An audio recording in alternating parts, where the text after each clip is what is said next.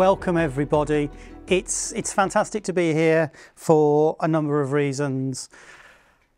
First of all, it's fantastic to see the official launch of My 1000 Days. So this is a project that has been brewing for a while through the really generous donation by Duncan, and we now want to move from the project planning to the testing and showing that whether group-centred peer group learning can work in the UK, through to changing policy, because we don't want to just change the people we touch in this project. We want to lead to a change in how the UK thinks about children's start to life. And I think that Leeds and the wider North is the perfect place to do this, because we have programmes that go from the first 1,000 days through to the teenage years, through to covering the whole programme, longitudinal studies like Born in Bradford, the N8 Child of the North initiative. We have a real critical mass of experts, both academic and practitioners, but also, I think most importantly, the passion and the drive to make a difference. So it's great to see this here today, because I think it's the first step in what is not a short journey, but one we absolutely have to make if we are going to ensure that the next generation grows up to be healthier than the last generation. So with that, I'm going to stop and let you get on and listen to the people who are really pioneering and leading this project. I'm going to pass over to Lyndon and Jason to introduce them. Thank you both very much. Welcome everybody, and it's great to see so many faces I do know and so many faces I don't know. I just hope that Linda knows the rest of the faces in the room. So I'm Jason Halford, I'm Head of School of Psychology, and I'm one of the principal investigators, one of a very large team on this grant, and I'm here to introduce my partner in crime, Linda McGowan, who's, it says Deputy PI, but she's basically joint PI with me. So what is the first 1,000 days? Well, the first 1,000 days of a child's life, from the moment of conception to the second birthday, is a critical period that lays the foundations for the development of lifelong health. And My First 1,000 Days, this Leeds-based project, focuses on giving children in Leeds from age 0 to 2 the best possible start in life. This ambition aligns with both national guidelines, obviously, but it's critical locally, and it's critical to two local priorities: the Leeds Health and Wellbeing Strategy, but also the Leeds Children and Young People's Plan. Now, this project formally kicked off in 2023 when Linda and I were given the reins, and it will run till February 2026, but we hope it will have longevity beyond that. We hope it will link with the other activities going on in Leeds, some of which Nick mentioned in his activity, and we hope to have a real and lasting impact on the lives of children and families living in Leeds. Now, what is the project aim? Well, we want to develop, implement and evaluate a disability inclusive centre-based group care programme, and this will incorporate physical activity, it'll incorporate nutrition, and it will also incorporate language and cognitive development, and you'll hear more about these things as the day passes. So just hold on those Slido questions for a little while until our various streams have presented. And what we're going to do is target primary caregivers and their children in Leeds during the first 1,000 days of life. So Linda, I pass over to you. Thank you, Jason. I'm just going to talk a little bit about the centering-based group care approach. And we're delighted to have our partners here today from TNO in the Netherlands, who started this journey really looking at group-centred care, particularly in pregnancy. And it's really about co-creating a model. Initial models have looked really antenatal and early postnatal, but a lot more work now going on, you know, up to 2- and 5-year-olds, particularly in the US with the Well Child programme. So there's lots of activity looking at the value of delivering care using a group-based model. And the co-creation, I know there's a lot of you in the room that I've talked to as we've gone along this journey, trying to map out the services and the great work people are doing in Leeds. So people from public health, the maternity services, I can see you there, Jenny, and we've got VSO organisations working with us. And you've really helped me understand the landscape so we can deliver something together that will help children in Leeds to start off with. So although it's an alternative approach to the sort of traditional one-to-one model that a midwife or a health visitor or a family care worker might use, it's where we want to complement what's going on in the local area. So it's not about replacing the good practice that's out there, and I know there's excellent practice because I've talked to a lot of you about this. And it's also giving the freedom for the care worker to decide. Sometimes one-to-one is the right thing for various reasons. So it's working with, you know, what is appropriate.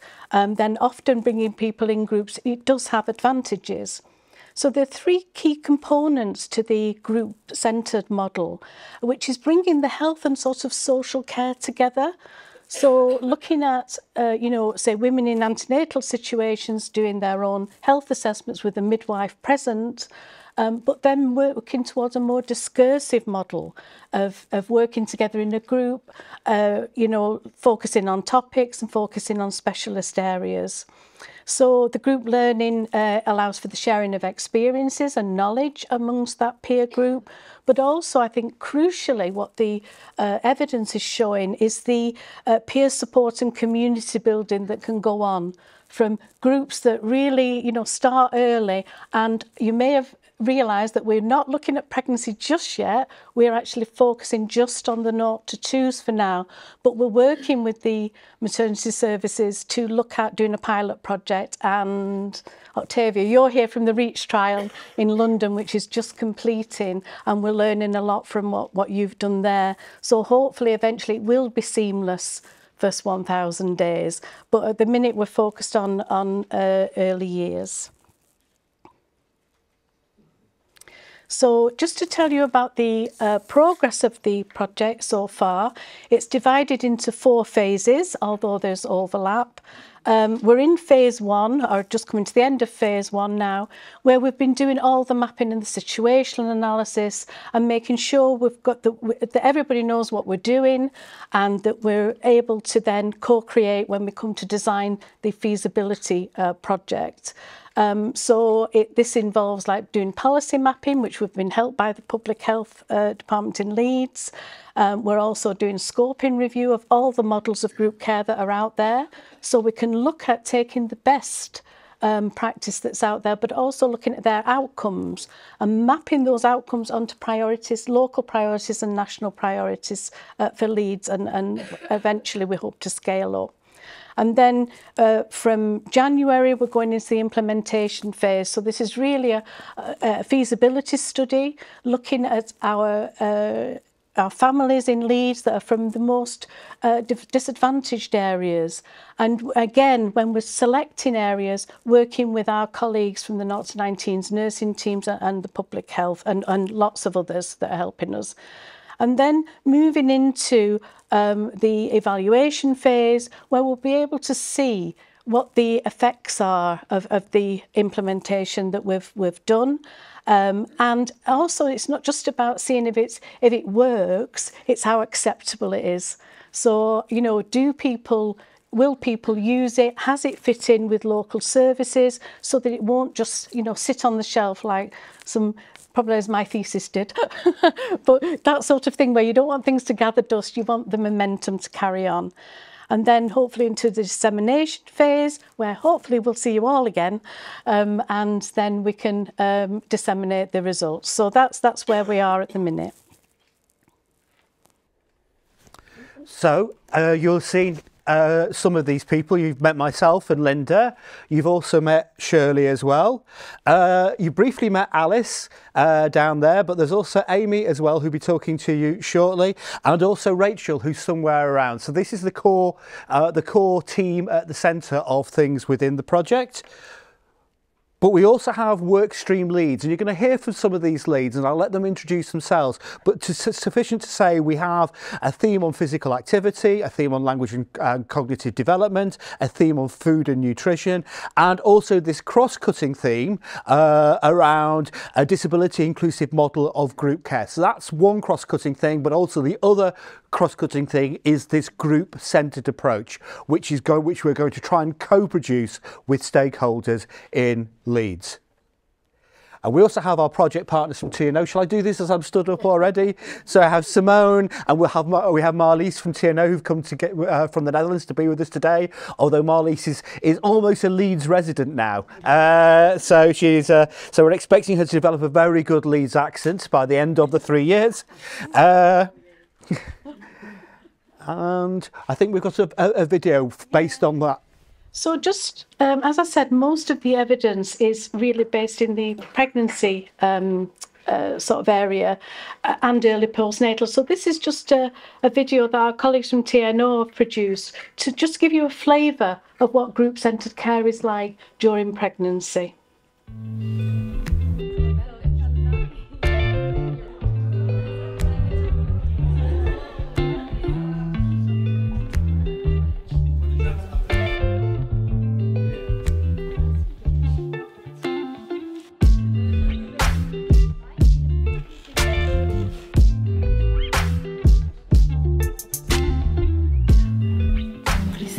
I'm from Italy. I think that every pregnancy is different, so you have people that are still feeling sick after 24 weeks and people that are still okay, so it's really different depending on the person.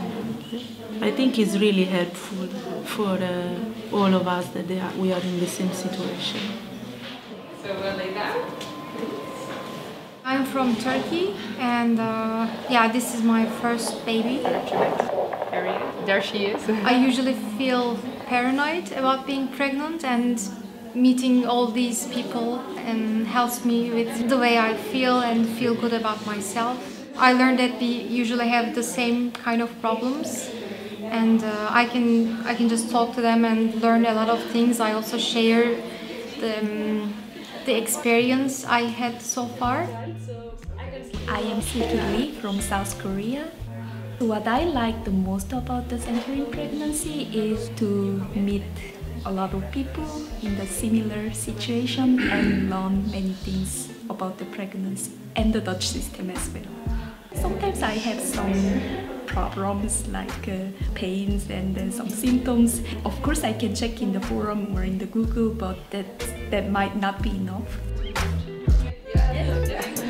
My name is Grace Shen and I come from China. We are all from the different country, and it's easy to join this group. Warm water. More like here, like 50 weeks. There's another one. And maybe you can ask your husband. Yep.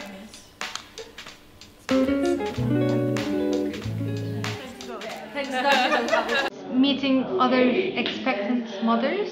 I like most about the group meetings the atmosphere and the cozy feeling. Group discussion is better for us. Every time we get much more confident. It's really nice to see that you are not alone, experience all the differences in your body, in your life. I have 12 new friends. And if we count the babies, it's 24. Here we can share our experience, and it really relieves my mind.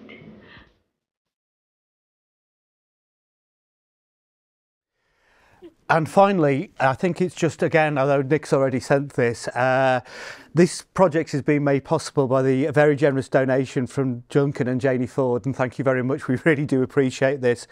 We're also grateful for the generosity of Duncan for giving his time to the project as well. It's great to have an active working relationship with you as well, and we really do appreciate that.